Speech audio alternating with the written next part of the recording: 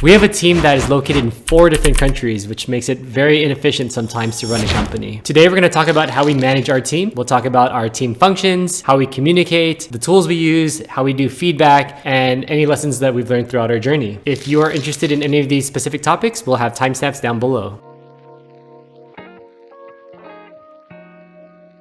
So yeah, like he said, we have team members all around the world, in the US, in the Philippines, in Greece, in Egypt even. So it requires a lot of bandwidth to organize. On top of it, they're doing a ton of different things too. So we have an executive assistant who does just like all around stuff. We have a website developer who does SEO, builds website, all that good stuff. Social media and graphic designer who does all of our images and things like that. An ads person and a YouTube producer who also does editing, thumbnail, description, title, SEO, all of that good stuff. So it requires a ton of work to make sure everyone is coordinated properly. And the first thing we're going to talk about is how we communicate with them. So our main tool for communication is Slack. We've learned to kind of get away from phone and texting, although they do have access to our phones. And we like to do kind of one-on-one check-ins. So we like to message them one-on-one and kind of making sure that they're kind of working on the right priorities. But we also have multi-member chats as well. So we'll put like our graphic designer and our Google Ads person on one chat if there's like a project that they're both working on, or our graphic designer and our website designer into one chat. So we do have multiple member chats as well. And then we also have a channel, we call it Productivity Progress.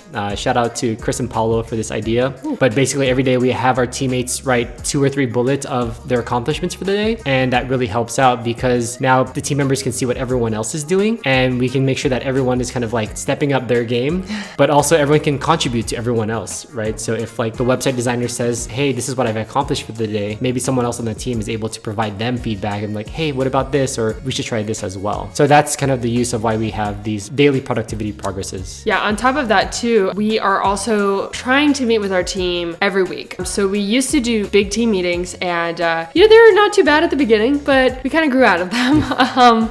And now we're doing more one-on-ones. It's just a more efficient use of our time, we found. And we try to use Notion as our kind of daily task agenda so that we are always keeping on track during these meetings. Generally, they're only once or twice a week, but you know, if we're going through a really big project, there might be more. We try to keep them pretty short too, but sometimes, like our Google Ads person would know, they can drag on for a long time. We're kind of facing a similar problem with the clients too. Like we have to basically schedule the meetings for our team on a weekly basis. But I mean, I think it's getting better. You are a great scheduler, so thank you. You know, we're getting there.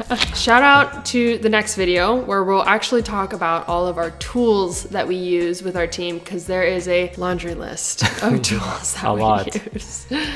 Okay, so the next step is talking about the sequence of events. So how does this work during the week? Typically, we'll have our client meetings where we'll talk about what we did last week and then what we want to do for them next week. So then we'll have our task for our team, and Kayla and I will do our Saturday mastermind where we go over our notes and then delegate the tasks to our different team members. So we'll assign Notion tickets, and then sometimes we'll also ping them again on Slack. So we'll say, hey, here's the Notion ticket that you have for a new task. And Kayla loves using Loom, which is amazing because we can just record ourselves, whether doing a screen share or vocally saying something. Sometimes it's faster than just writing all the stuff out on a Notion ticket. And then the next week comes, we have our one-on-one meetings with our team members, and we kind of get any clarifications, make sure they understand what the task is. And then as they deliver throughout the week, we'll have another meeting at the end where we kind of go through their list and just check off things that get done. Yeah, basically. And what has been really helpful for us recently is creating like SOPs. So this is called a standard operating procedure, basically telling people how to do a task. And what we'll do with this is we'll actually do the task first to make sure that we're comfortable and familiar with the task. And then we'll actually construct the SOP that whether it be like a Word document or like a Loom, like you mentioned before. And then we'll give that to them. They'll go through it. And what we try to do is do like constant improvement on it. So it's like, okay, this is the SOP. It's great, but how can you make it better?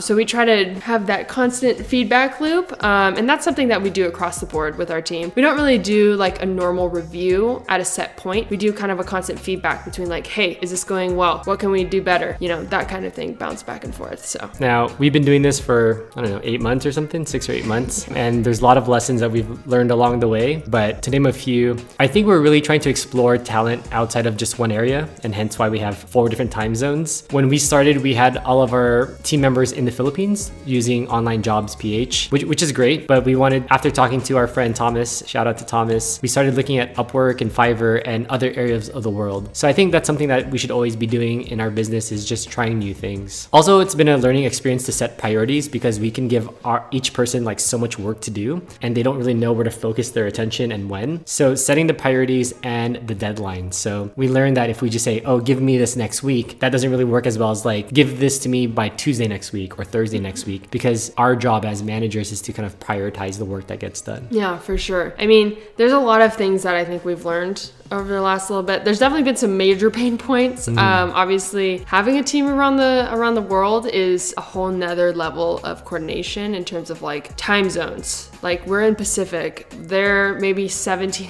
hours ahead of us or something crazy like that. So it's really interesting to kind of figure that out as we go. The other thing that's been really interesting is like, everyone on our team speaks English, but there's always a different understanding between us and them at times because of that language barrier. So like, we have to be a little bit more sensitive about like pop culture references or humor, or even the way we speak, to make sure that they are understanding exactly what we're saying and we're both on the same page. So yeah, it's been interesting. And one of the biggest pain points we've been talking about for the past few weeks is the ideal of having a manager. Kayla and I are very busy with all aspects of our business, whether it's sales or the team or our clients or whatever it may be. And so it's kind of another job to manage the team. And so, you know, hopefully one day we can get a manager, like a COO or something like that. Yeah, something. So that the accountability doesn't fall on us, and they can kind of crack the whip. Like, here's the projects, make sure you get that done at this time. And, you know, we don't have to hopefully meet with our team as much. Yeah, but hopefully we can get that figured out down the line. For the most part, that is how we manage our team, from, you know, giving them a task at the very beginning, communicating it, doing SOPs, and all the way to the very end with delivery. In our next video, we're actually going to talk about all of those tools that I omitted earlier. So we're really excited to talk about that. And as a reminder, we upload every single week, so don't forget to like, subscribe, hit that bell notification, ding. We'll see you next week. Peace. Yeah. So it's Friday. Yeah. How are you feeling? How did the week go for you? Well, you know, it's been a roller coaster. It's definitely not one of our worst weeks. Yep. But I would say reinvigorated overall. Yeah. How about you? How was your week this week? Same. It was, you know, I like in the weekends where we kind of clear out our calendar, our Notion board. It's kind of like a fresh start of the week. Yeah. But this week started really rough. Ooh. It was like Monday. It was just it was a difficult day. Yeah. But we quickly turned that around. Yeah. We got another client on Tuesday. Woo! And we got we had 4 sales meetings. Yeah, so that's awesome. Crazy. I think that's like some of like the most we've ever done. So. Yeah.